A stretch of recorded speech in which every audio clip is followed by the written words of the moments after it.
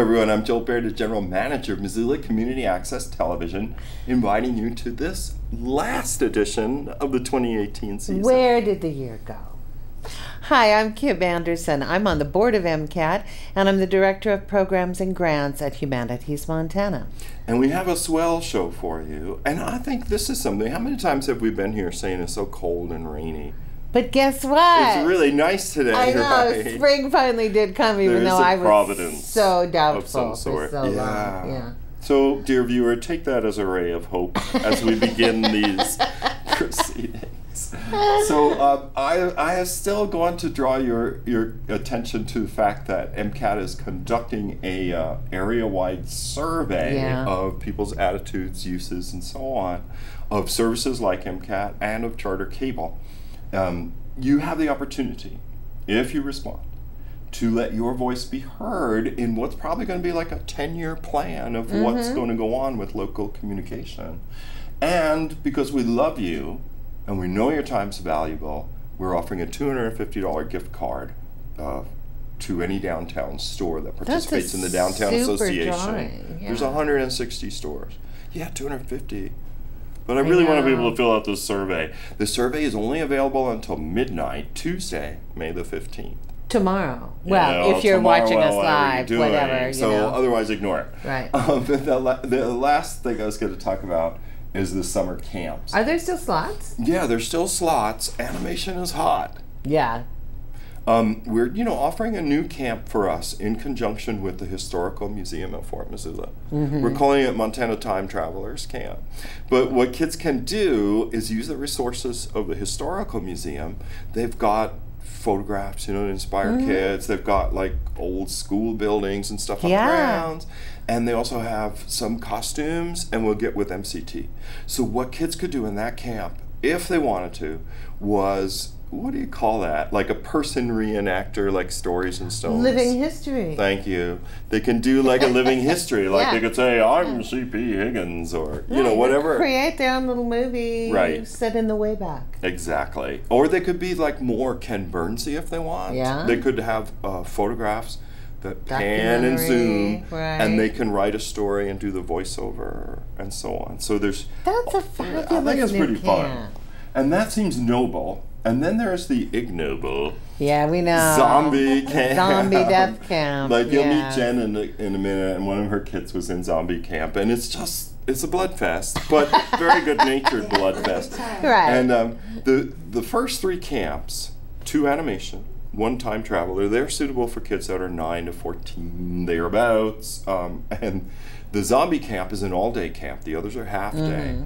And that camp is more geared to kids who can take that kind of punishment all day long. And run for their lives. Right, 13 to 18 for that camp. There's scholarships available, so you just have to email us if you're interested in scholarships. Email to MCAT and MCAT.org. So that's all I'm going to say. It's going to be another busy summer. Yeah, probably. Yeah. At Humanities Montana, all I have to talk about, I think, for this summer going forward, is that our next grant deadline is August 20th. And so if you are with an organization that does work in the public humanities and you're planning any sort of a conference, festival, program that involves history or literature, philosophy, environmental theory, art theory, any of those broad humanities topics, you should go to our website and you should give me a call. And the website's on the screen now. That's good. Also, August 20th, apropos of MCAT, is our film and digital media grants. Oh, perfect. We only give those grants once a year. It's up to $10,000 each year that you apply. And this is primarily for documentary film, although we have given awards to 1 or 2 narrative films, but primarily documentaries. Exciting. Yeah, so that's August 20th, and that may seem like a long ways away, but believe me, the best grants are written, and I learned this the hard way. Yeah, I did too. The best grants are written over a period of time. So. And should people call with a proposal, or before they go through this rigorous thing, double check with a real person in a conversation at Humanities Montana. Yeah, it just is like a knife to my heart when I see a proposal proposals submitted, and they didn't talk to me, and they didn't. And it's just not appropriate. Yeah, they had a different understanding of what our funding parameters were, or what our board's interest was, and I think, oh, they did all that work for nothing. Yeah. So call me first. That's my job. 243 something something something 6022. Okay. Well, let's introduce the first guest. Yes, we've been so patient while we blather on. Here is Jen and Chase, Jen Bernosky, Chase Jones. Thank you so much for joining us. Thank you for having us. You know it. So, Jen, you're on the board of Recycle Montana. Yes. Chase Jones, you're with the City of Missoula and the Zero Waste Program. That's correct.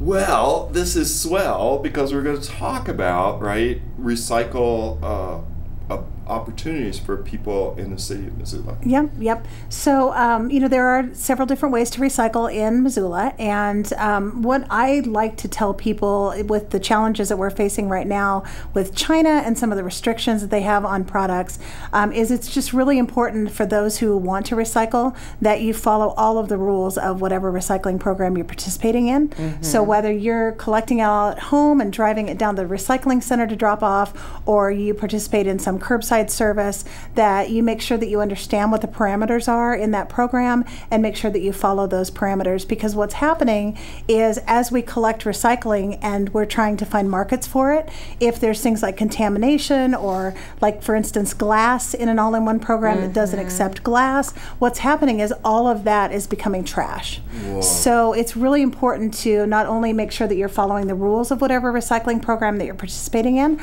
but also empty, clean, and dry. So empty out all the contents of your containers, wash them out, and make sure that they're dry before you put them into either a collection bin or into your own bin at home. So this is wise advice, right? Yeah. And I would imagine, I know it's true with the recycling service that my husband and I use. Yeah. That we were able to find a printout of what they accept, what they don't accept, right. And we just keep it handy in the kitchen because exactly. Lots of times I'm going, I just can't remember about the styrofoam under the meat. Sure.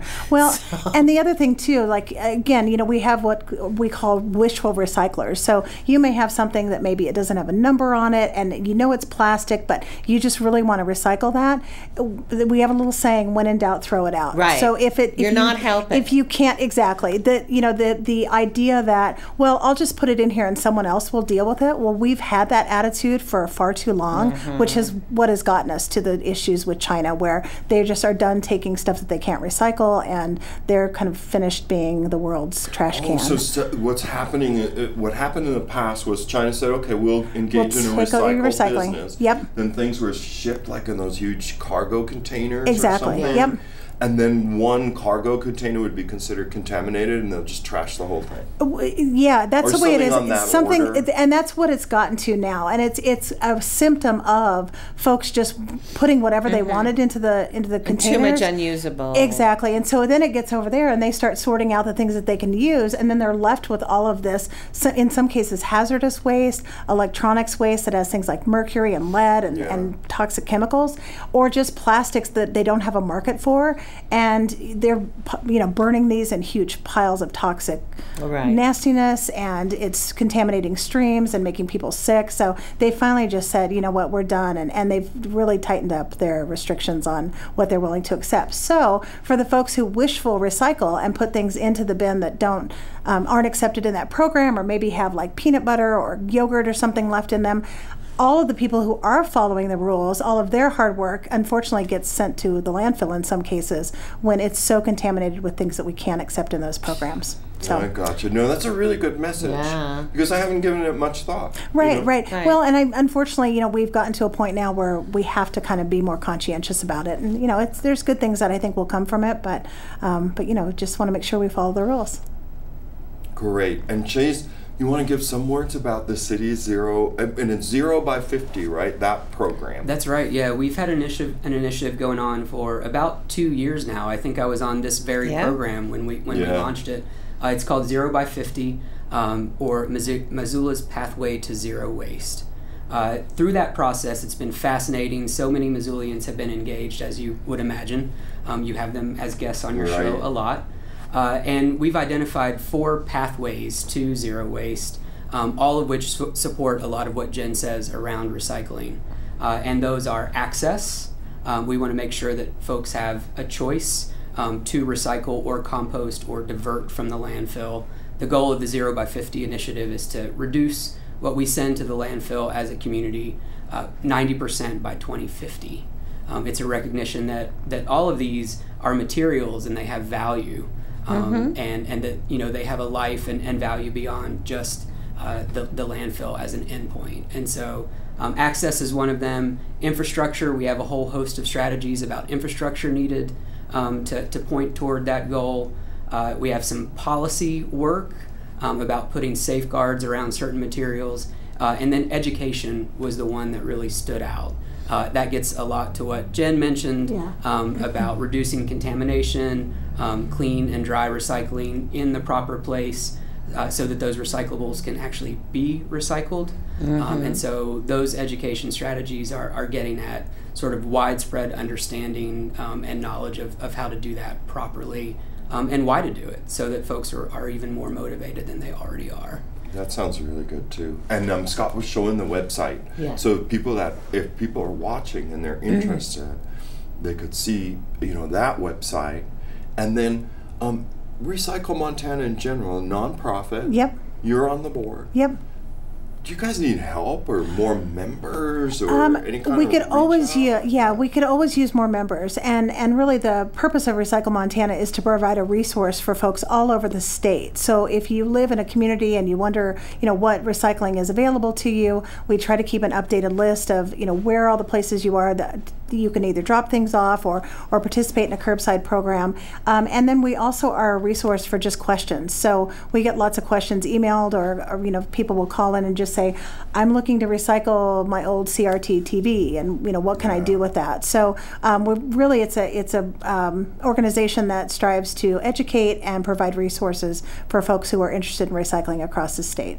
Oh, see, that's really great. Yeah. So it just seems like such an important, needed thing. Like if you're on any social media, right, like you'll learn about isn't there an island of waste in the ocean the size of France or something? The plastic. Just horrifying stuff. Or that micro pellets are being found in fish that people are eating again. Exactly. It's like the jig is up.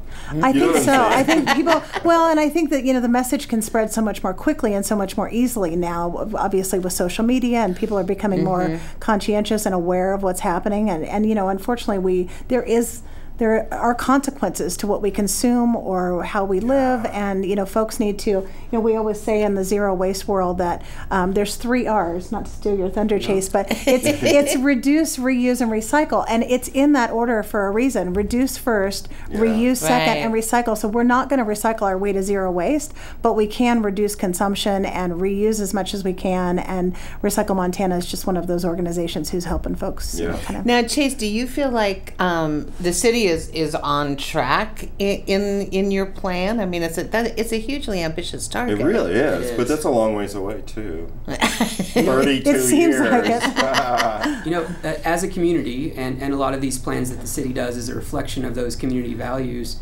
You know, we're very forward thinking, and we're not afraid to make aspirational goals. Yeah. Right. And it's okay if we don't know every single step from A to Z. It's just having a goal of what do we envision for our community, and you know, what do we really want in terms of values and the future of our community. And so it's an ambitious goal, but we have several great strategies to point toward that goal.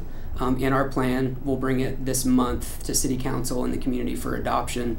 And then we'll get busy implementing it. It's already sort of happening in the 2-year process of creating the plan. That surprises me when I didn't realize that it is actually coming up for vote, because we've been talking about it, and it feels like we are making progress even before the fact. So many great examples of things that have already happened, and I think that just proves just how primed Missoula was for this initiative and effort, and how I think one day we'll achieve that goal. I really hope so. Yeah.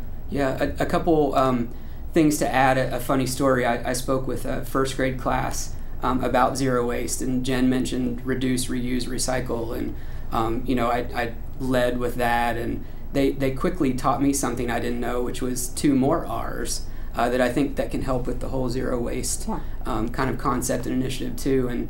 And that was refuse. Nice. I think we can start to, again, think about what we're consuming, and if there are certain materials that we aren't sure what to do with in terms of zero waste, or just to not consume them at all, we can start to refuse those. So that was a really great lesson taught by a first grader. Yeah. And then the other was rot.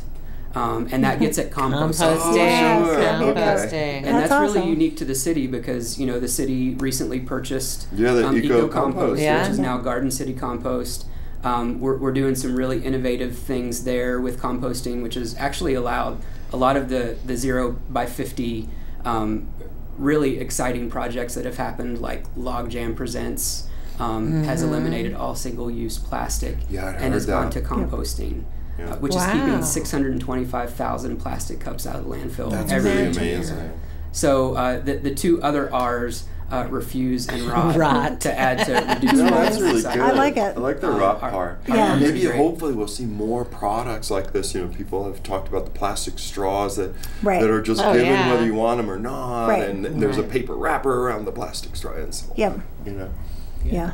Well, I guess we better move along. I'm getting the sense that there's some restlessness in the ground. But thank you guys so much for taking the Absolutely. Thank you very much for letting us come on and talk about zero waste. Yes. Come remind us again in the fall. Will do. Absolutely. We'll have more to report at that point. Good. Fantastic. All right, you guys, you're going to be shown a clip by Scott. We're going to set up the next guest. We'll be back right after this. 911, what are you reporting? My daughter, she's just lying on the floor.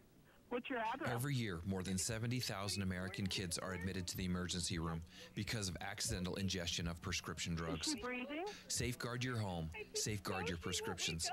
How old is she? Keep your prescriptions locked up and away from your kids. Is someone coming? Okay, I'm going to get you help, okay? Proper use, proper storage, proper disposal. Help will be there soon. Choices matter, Missoula. Sergeant Greg Amison with the Missoula Police Department. I'd like to talk a little bit about bicycles riding on the sidewalks in the city of Missoula, which we see a lot because Missoula is a very bike-friendly town. I would just like to let bicyclists know that they do have to yield to pedestrians on the sidewalk safely because they travel faster than a pedestrian, so they do have to do that in a safe manner. And then when you get to a crosswalk, you are actually required to slow your bicycle down to what would be called a pedestrian pace, and you cannot begin crossing until it's safe to do so. Missoula Community Access Television works with kids in an active learning environment where they get hands-on experience in video production. MCAT offers weekly Saturday classes that spark creativity in kids from 9 to 13 years of age. Located downtown at 500 North Higgins.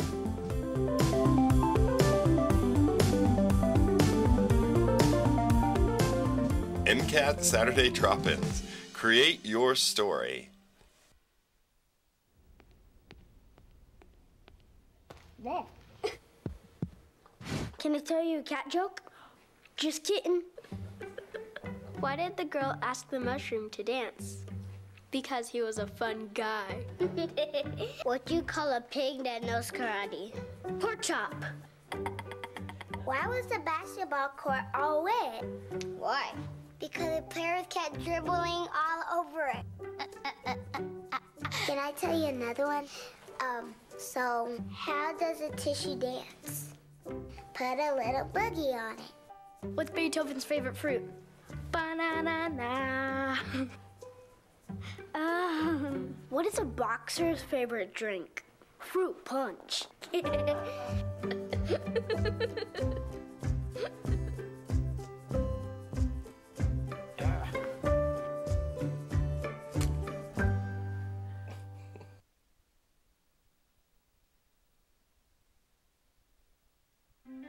Ranchers are the stewards. We're back. We are back to talk about the 92nd Annual Memorial Day Wreath Presentations hosted by the United Veterans Council of Missoula and Ravalli Counties. Susan Campbell Reneau. Hello! Hello, children!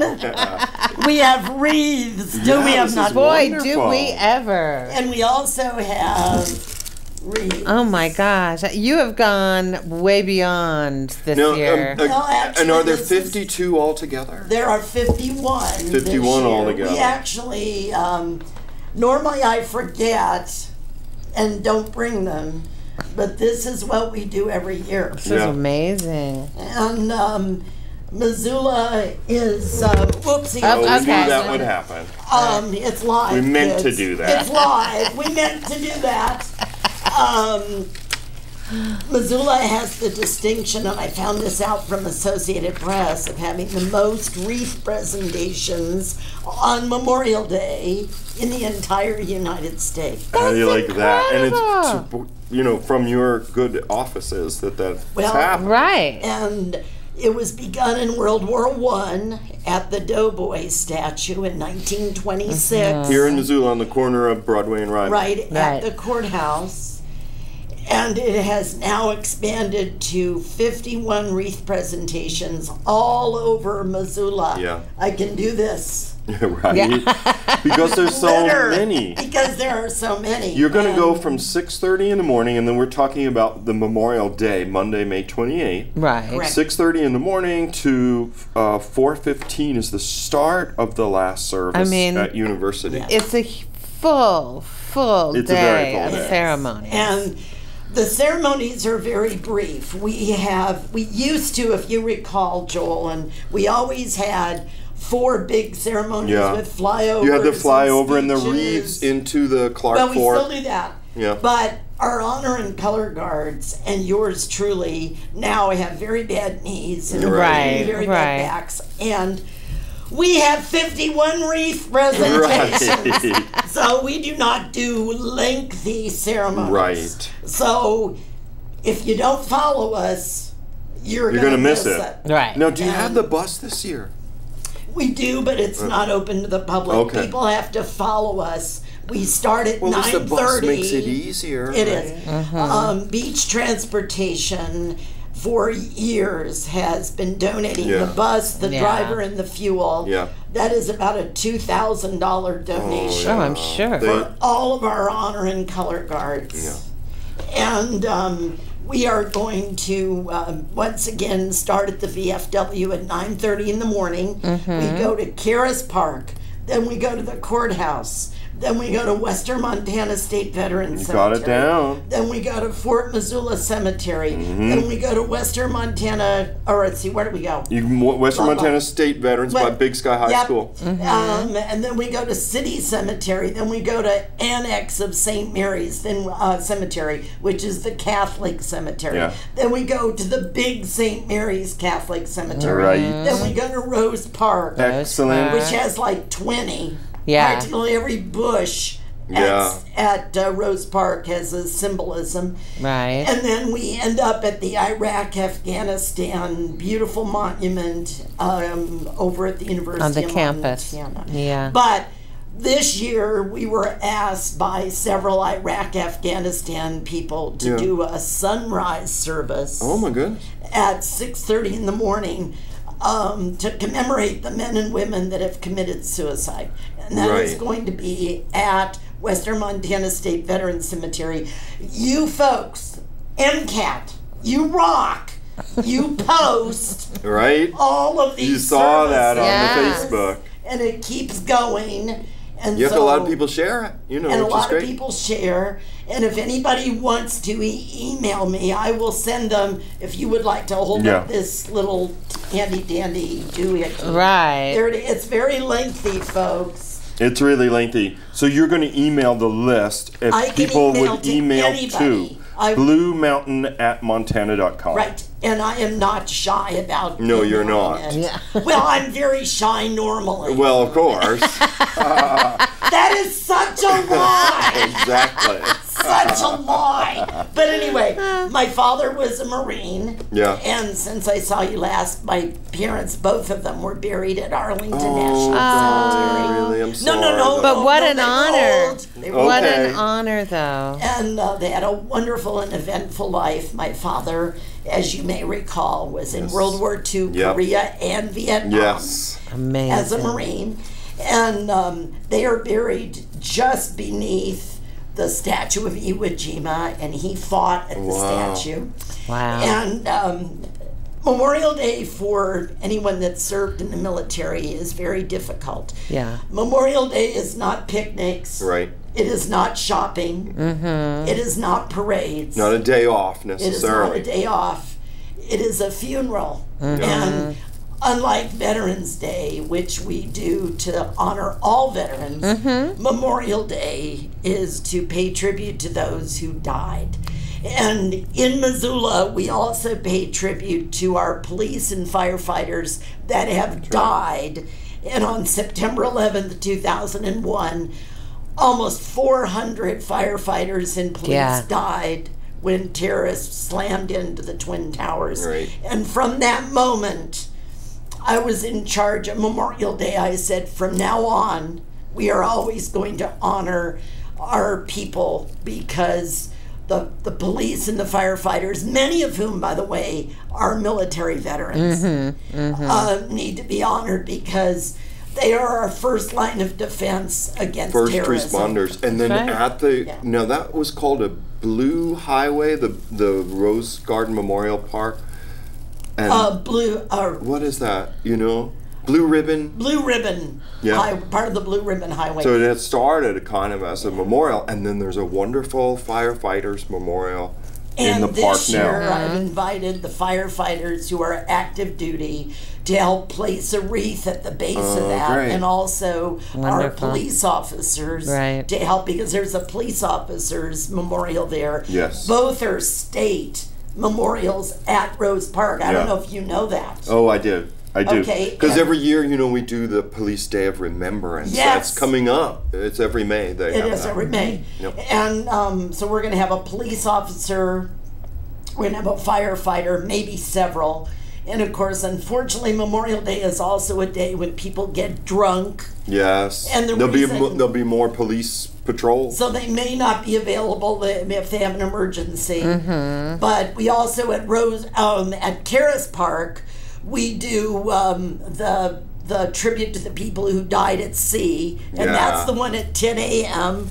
Okay. And they overlook right by the Caras tent. Yep. Yeah. And the firefighters come in with their rescue boat, and they circle 3 times. Are they going to do that in this torrent? Well, we'll see. We'll see. Well, it's 2 weeks away, is it? Yeah, it's 2 weeks away. We'll so see. maybe. And we're going to go. But they take one of our beautiful little wreaths, and then they toss it like under the water. Right. And then they circle around, and it symbolizes Father, Son, Holy Ghost. And at the moment that the wreath hits the water, then the VFW Post 209 fires the 21-gun salute.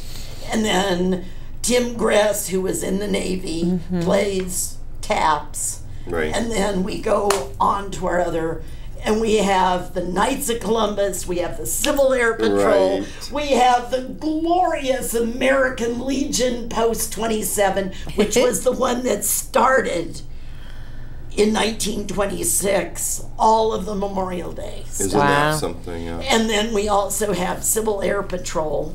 So it's very glorious and very lovely, and my father would be very pleased. He'd be very proud of you, Susan, for doing all this work. Now, it's hard. A lot of people that came back from Iraq and Afghanistan still struggle with the buddies they left behind. Yeah. And Memorial Day is hard for anybody that served in the military. So we try to lessen the burden by giving them a beautiful ceremony that tells them that we're thinking of their loved ones. Yeah. And there's a lot here, dear viewers. So once again, if you want the full schedule, you know, on an email, just email Susan at bluemountain@montana.com.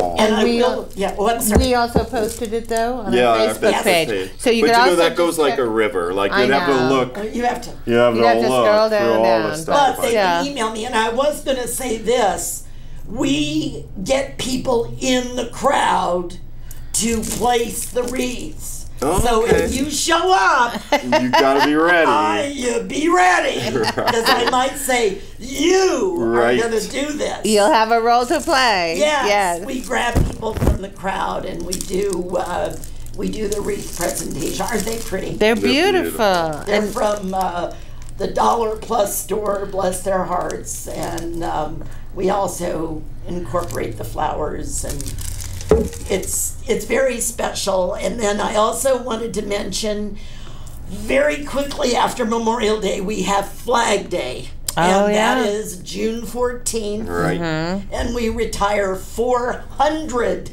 tattered flags. Wow. This year we are dedicating it to Tim Hubbard, who was the owner of University Motors and died very tragically last year of cancer. And we are honoring him because he always flew the American flag and still does. His company has been bought out, but his family is coming and his widow, and we are going to lower a University Motors flag into the flames. And retire. And that's at 7 o'clock at night on June 14th. Is it at the firehouse? No. It is at the American Legion baseball field. Oh, I know where that is. Beautiful, yeah.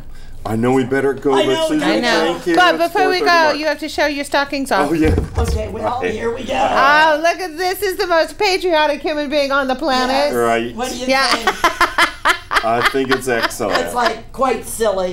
Yeah, but it's in the spirit. It's great. It really is. Yes. Susan, thank you so much for all the years of hard work you've done, too. It's been fun to, of course, both of us, all of us are not getting older. No. We're getting better. Wiser, I should hope. I'm not sure about wiser. that. No, I'm not getting Me neither. We're just getting better. Right. Or tireder.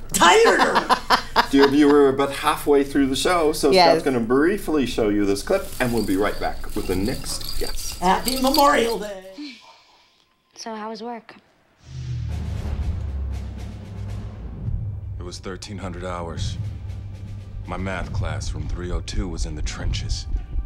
Davy Roth had it the worst. Fractions were coming at him left and right. He just didn't get the damn things. 2 days ago, I tried to teach him what 1/4 of 1/2 was using different sizes of blocks. Yesterday, I tried again by dividing up pizza. Both missions failed. Oh, no. But today, I was ready. I created a combat math game where the only way to beat the enemy is to out-fraction them. Davy conquered every last denominator.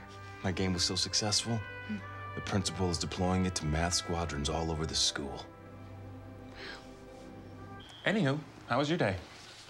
Oh, today my boss treated the office to salad wraps. Salad wraps. I know.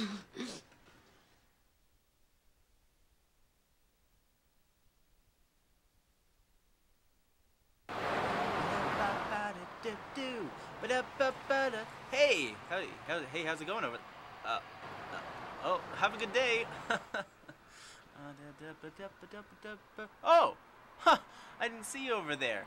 What a nice day to be out and about today. But I want to tell you something about what's going on here. Hold on a second. Let me just adjust this. Okay, there you go. Let me talk about MCAT. MCAT is doing Saturday drop-ins starting every Saturday this fall, winter, and spring season from 1 to 5 p.m. Let's go check it out. Come on. MCAT is a great way to create. All you got to do is come on down to our location at 500 North Higgins. It's as easy as that. See you there. We're back. Yes. You want to do the introduction? I get to be the poster? No, you go right ahead and I'll hold the poster. Ivan MacDonald is here to talk about Indigenous Film Festival that's coming up this Friday and Saturday. It's the 18th and 19th at Missoula Community Theater, 200 North Adams. Yay. Welcome, Ivan. Thanks for coming on the show. Thanks for having me. Now, this is the second annual Indigenous Film Festival, is that right? Yeah, we had our first festival last year, same space. That one was spread out over 3 days, and we got a lot of good feedback from the people we worked with that it was a really good turnout for a first-time event. And so we thought, let's just make it.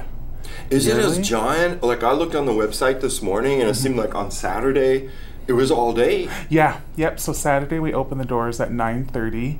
We'll have the first film is from actual local filmmakers from Browning, centered around fashion designer Belinda Bulshu. Oh, yeah. Yeah, and so we'll have that, a panel discussion with one of them, and hopefully Belinda will be in the audience. Wow. That's exciting. Yeah, and then it just goes the whole day. We have, we'll have food, giveaways, a silent auction, and one of the coolest things is that Missoula Art Museum partnered with us, and so we're doing a workshop with their artist-in-residence, Corky Claremont. Oh, sure, and his new installation. Yeah. And so And we also curated some work from them that will be in the lobby during the duration of the festival. And the festival is Friday evening, all day Saturday. Yep, Friday evening. We open the doors at 5 on Friday, and go until the last film's over. I think we have it scheduled till about 9:30 or 10, but we'll have breaks and then panel discussions. Right. And that's really great, the discussion part. Yeah, and we find that the discussion is really important for a lot of people in the community, because we try to make it a safe space to discuss a lot of these issues. And last year, I would say probably 60% of our audience was non-native, and so the discussion we had was really nice. Interesting. Yeah, and actually one of the directors from one of the films out of state is Skyping in to discuss her work. Oh, that's cool. Yeah, because you can, and they've got projectors, you know, in the children's community theater. Very nice setup. Oh yeah, and it's not too pricey, right? $5 or a donation. Yeah, actually $5 a day, and you'll get a souvenir bracelet to commemorate. Oh my gosh, and then, that's amazing. or a donation that the food bank. We're also partnered with the Missoula Food Bank, and so they'll be taking donations in lieu of payment. Well, that is great. I mean, that's pretty amazing. You can go to all-day films. I know. Like 4 hours on Friday, $5, or a cam tomato soup. Yeah. Saturday, $5, or some fava beans you're never going to get to. Yeah, because we just really want to showcase that it's a community event. We sort of designed it to be for the community, and we partnered with a lot of good community groups and orgs that have been super helpful. And Kim, you said that Humanities Montana's in on this. Yeah, well, we've been very pleased to have an opportunity to sponsor or give a little funding to the event in both years. Our biggest sponsor. We're really excited to be associated with it. I'm interested, how many films total this year? Let's see, so we're actually just calculating it the other day. I think there's well over at least 10 to 11. That is so impressive. Sort of spread out. We have like the larger headliner films that will be in the main MCT theater.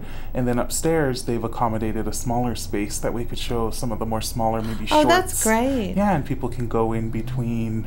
There's no readmission for that one. Yeah. So you can just sort of go in between and... And Ivan, can you? So I'm sorry. No, go ahead. Can you talk a little bit about how this event is a good kind of core event for the Missoula Urban Health Center, and how the organization decided this was how they wanted to get the word out and what they wanted to do in this community? Yeah. So we've found a little bit that I think we've been in Missoula. The Missoula Urban Indian Health Center has been in Missoula since the 70s, but there is still some, maybe not misconceptions, but just sort of maybe misunderstandings of what we actually provide. And so we just feel that this event is a good way to sort of get our name out there, and just sort of, we'll have pamphlets, information on services we provide. We do a lot of community services, chemical dependency, behavioral health, and we're slowly moving into being an actual full clinic with medical providers. Wow, that's congratulations. Huge I got a really nice grant from Montana Healthcare Foundation. Excellent. Yeah, and then we just feel, there's actually some studies on it that show that most people get their sort of information about Native Americans, Indigenous people from media. And so we feel that the way we've organized the festival with the panel discussions and discussion in general, and sort of the films we've curated, that that's a good opportunity for not to control the discussion or sort of dissemination of information, but just to provide a lot of contextual information that might be missing or lost in translation. To provide perceptions that are created by Native peoples themselves, and who better to tell their story, where too often it's not been Native peoples. So the films we try to curate a lot.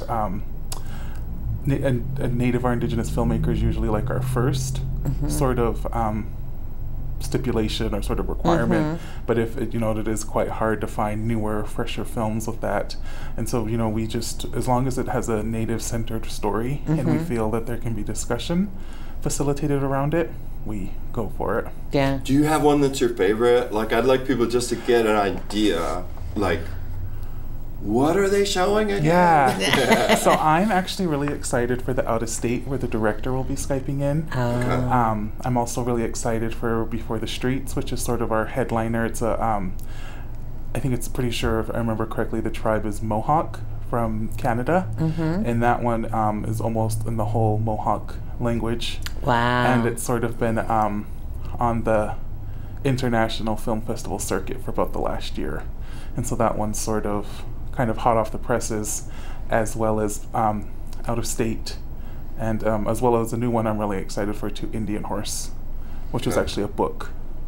I think maybe those three are sort of the headliners, and we sort of feel that those films might not be films that you could generally get for this area, or sort of for the audience in the city of Missoula, so we just feel that being able to provide the programming they may not see has been a big thing for us. Well, I have to say, let's see how we're doing on time. Good. We can even spend 2 more minutes. Oh, good. Okay. Honestly, this has to be a huge undertaking. I used to do a festival for years, and I know how much work is involved. So thanks from the community for doing it.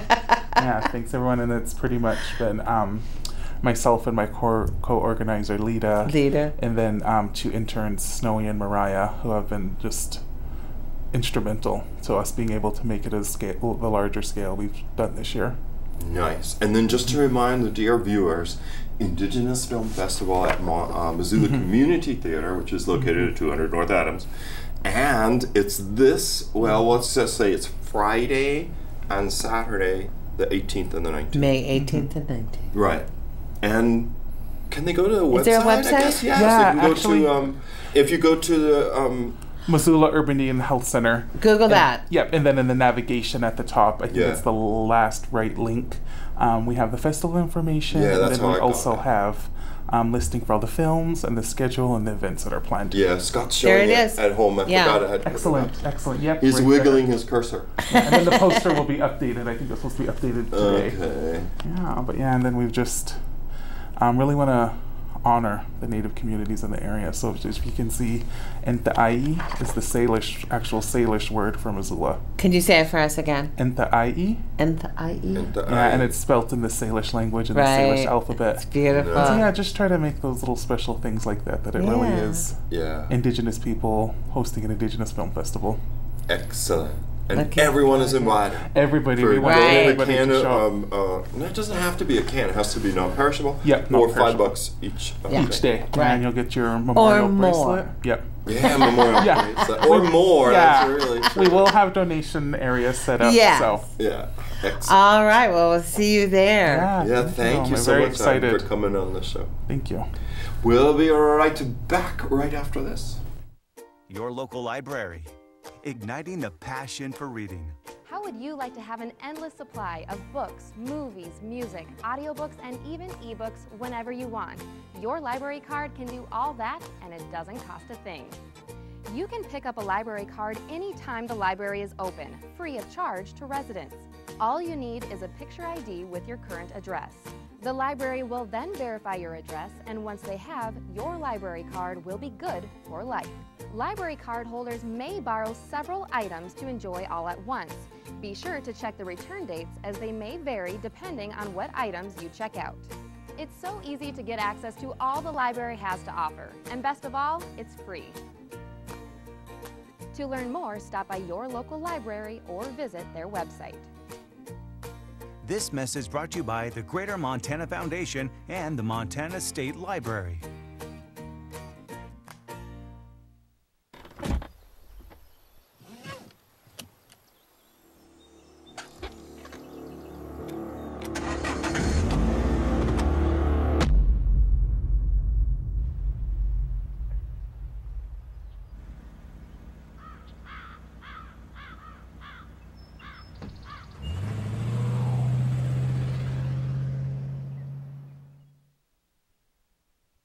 Welcome, my friends, to Missoula Community Access Television, MCAT.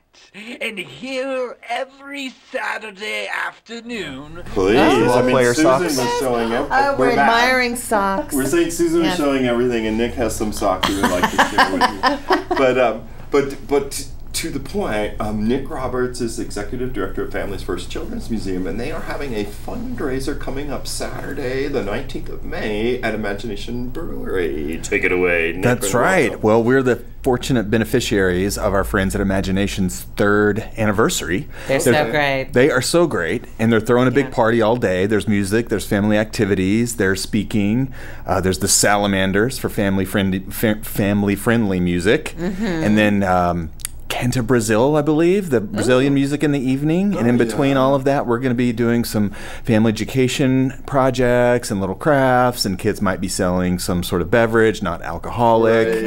And every beer, $1 will be donated to our organization. Wow, for from 12 to 8 all day. Okay. And there'll be other fundraising opportunities therein. So we'll be there partying, and all ages, families are encouraged. This is certainly what we're about and what we want to promote. And Imagination is the perfect place to celebrate It is. local It's community. always family friendly, but we'll be even more worked so. out, Imagination. You had an event there, the press. The community conversation. Fake news community conversation, and we live streamed that from the place. Beautiful. And you know, I've done the city council since '94. That's 24 years of city council. And when they first presented Imagination Brewery, like, it's a brewery for the community, I was like, what? You know, I was trying to put the two together, like the brewery and the nonprofits. But it really has been such an excellent partner for so many nonprofits, just like they said they would. They have delivered, and in fact, I think they updated on their chalkboard of menu of beers and events, and inside they've had something like 1,300 events in 3 years. So for the nonprofit community to educate, to fundraise, to that's right. just sort of network. They have achieved this community center, you know, center for discovery or change or collaboration or whatever it may be. It's happening, and we're there not only celebrating our partnership with them, but it's a time for us to unveil what's happening with us, which is a lot. Yeah, so let's segue to that. Should we? Okay. And so you're fundraising for specific purposes, for ongoing expenses? Yes. All of it. In that, we have had such a monumental shift in recent months from our exit from our longstanding facility on Front Street. Right. We are in a very tight little knit group of staff in a temporary administrative office hosted by Western Montana Mental Health Center. Thank you very much to them for letting us be there while we finish out a unit in the Tool Crossing building adjacent to our friend's Spectrum Discovery area. How is that going? Well, the construction phase is just starting, but it's mostly done. I don't know if I can say that. I'm going to say that, though. Let's say it's mostly done anyway. Half full. So we do have it's so new that it's not fully completed, and so we have the opportunity to design the space to be amenable for families, for not just a young child playground of sorts, which was our old museum model. We want this model to be more progressive and more experiential learning for families, for parents and caretakers, to get something from the interactive experiences in the facility, and not just the place where you sit down and let the kids go crazy for 45 minutes. Which was fun, though, too. I mean, everybody needs that.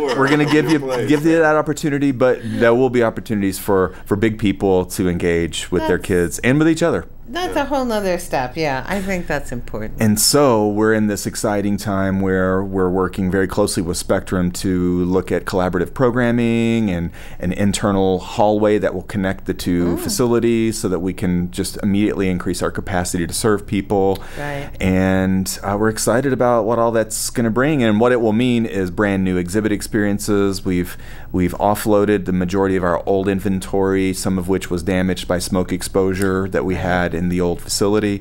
Some of it was just tired and needed a new home, and some of it we repurposed through partners like Home Resource and Donation Warehouse. But in the new space, we need money. Right. And we'll be working on that in a number of ways, this event being one of them, and we'll get to call attention to the dynamic new exhibit ideas for the new programming for the new space. Yeah. So we'll get to tell that story a bit and celebrate Imagination's 3rd anniversary successfully. That's a great excuse for a party. No doubt.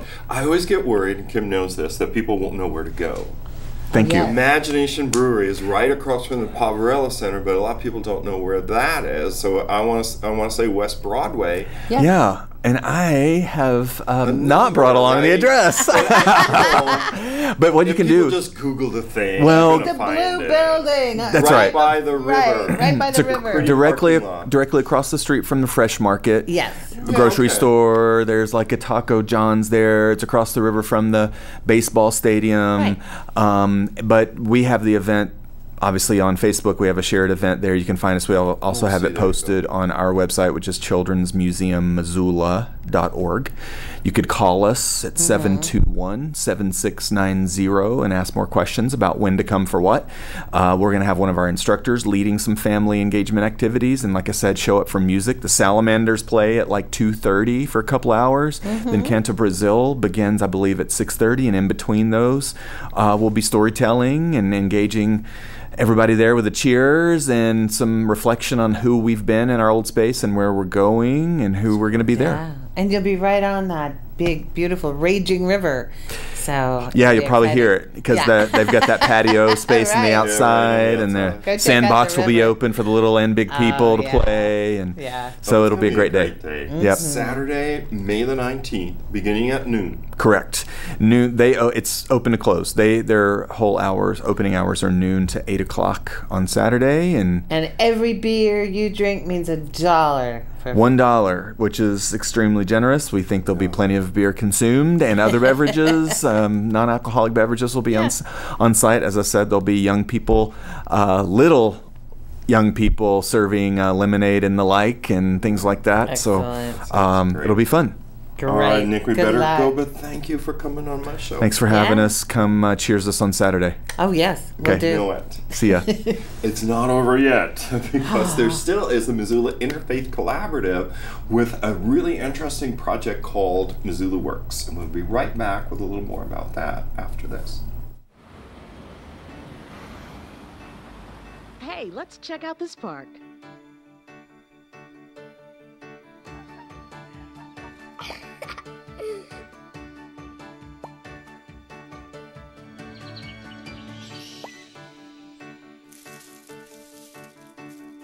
Oh, wow, that's really cool. To find a great local park or forest near you, go to discovertheforest.org.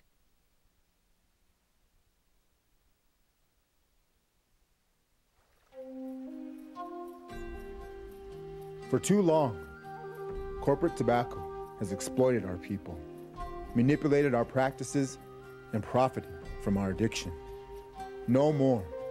If you struggle with commercial tobacco addiction, call the American Indian Commercial Tobacco Quit Line today at 1-855-372-0037 and talk to someone who understands.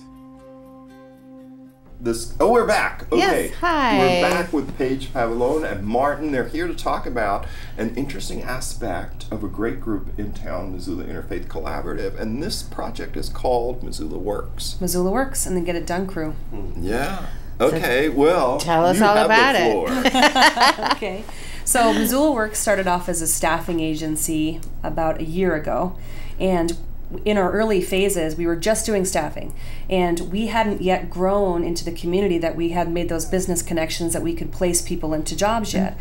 So we are a part of Missoula Interfaith Collaborative, so we work with a lot of different businesses and congregations in town. So people were getting referred to us looking for employment, but we didn't have places to plug them in. So there was a big urgency that people needed to find jobs ASAP, and they were showing up at different congregations' doorsteps saying, I'm sleeping in my car, I'm pregnant, I have a baby, we have nowhere to go, I want the opportunity to make my own money. And there was no venue for them. There wasn't really a day labor opportunity for them. So we said, okay, well, these folks, we were hearing their stories, and these folks needed jobs ASAP, and we had all of the pieces in place to put them to work. We were just looking at the wrong places to find work for them.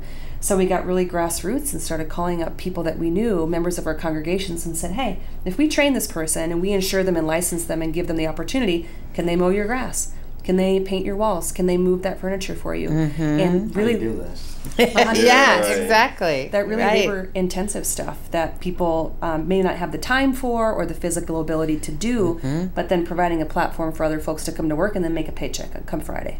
Right. So that was called the Get It Done crew. So we do a staffing agency and the Get It Done crew, and we run both things. And how the model has kind of changed is that as people come to work on the Get It Done crew, we get to know them, we vet them. They work with Martin, who is the project manager for that organization. And we see what their strengths and weaknesses are, and we understand what kind of struggles they're dealing with. Sometimes that's addiction, different phases of recovery, homelessness, you name it, the gamut.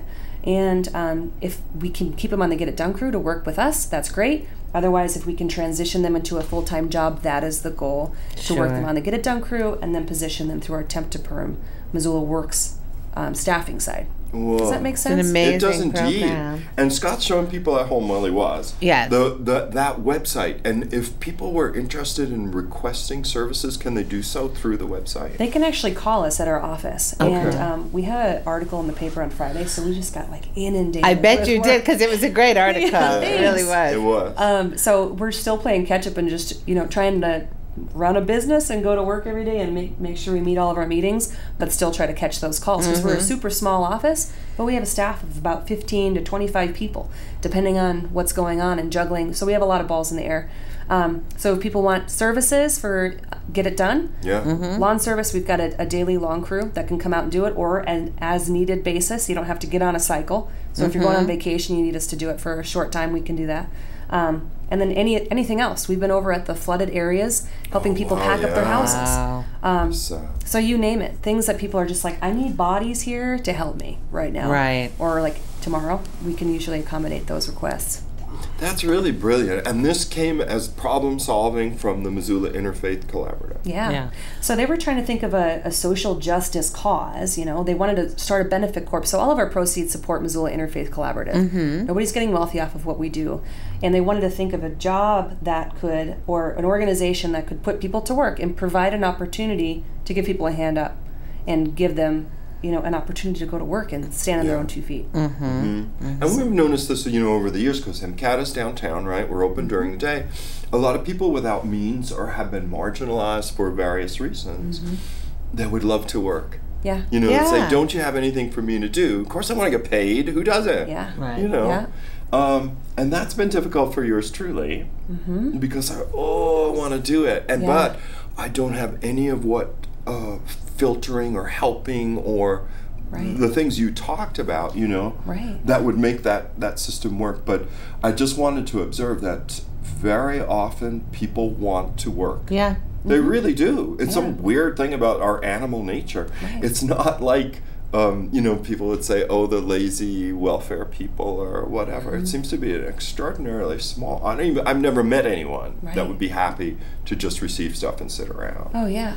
And then also to ensure the client, a homeowner or a resident or whoever, that the person that's coming to their place of employment or their house or coming to their yard is vetted. It's not just, are they have the stigma of what that might be perceived as, of who's going to show up to their house. But being able to provide reassurance, like one of our crew leads right now, he and his wife are living in the Pavalone Center. And you wouldn't know by looking at them that they're chronically homeless or what their circumstances are, what phase of recovery they're in. But they're coming to work every single day, working 10, 11 hours a day and doing a bang-up job. But they're not just doing a good job, but people are like, wow, they knocked it out of the park. To get out of the park. Of course, You gotta show up, you gotta go to work, and you gotta improve your, if you choose to, improve your current life situation. For like a poor person, I read this thing like, if a poor person has like an incident of catastrophic financial loss, like health or automotive or a series of things, and then they lose $2,000, they could become homeless just like that. Totally. And to recover would take 4 years of nothing going wrong to get back where they were before this unfortunate series of events. Right. So just to reiterate for people, if you have a job that needs doing, whether it's in the office or in the yard or wherever it might be, the thing to do is to call the Interfaith office, right? Missoula Works office. Missoula Works office. Missoula Works. Division so to call Missoula Works, and there's and someone will help you, right? Someone will help you, Leave a Did message. we put the number up? 926-3400. 926-3400. Yes. And can people find the phone number on the website? Yes. Yes. Good. And go to the website, find the phone number. MissoulaWorks.com. Well, it's a great idea. Yeah, I guess we better go. Yeah. But thank you so much, for taking the time. Yeah. I'm sorry you got to be the last. That's okay. That's okay. And this is the last show of the season, dear That's viewer. right. Lord willing, we'll see you back here in the fall. For MCAT, I'm Joel Baird. And I'm Kim Anderson. And we'll see you down the in line. September. Yeah. Take care.